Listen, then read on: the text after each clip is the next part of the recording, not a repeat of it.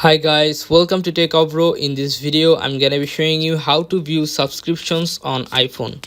So firstly, you have to go to settings from your iPhone, then scroll down and you will find App Store.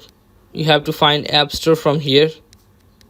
Click on App Store, scroll down and you'll find here personalized recommendations.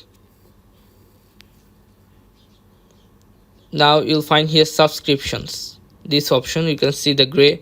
Click on subscriptions and then you can see that if you have any subscriptions, then you can see here. Okay, so another thing, the second option is checking your subscription is you have to go to your settings again, then click on Apple ID or your ID name top, then you have to click on subscriptions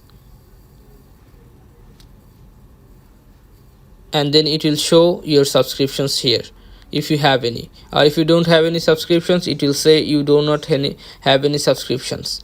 Okay, so guys, this is how you can do this. So guys, if you find this video helpful, then please give a thumbs up and don't forget to subscribe the channel. Thank you so much for watching the video.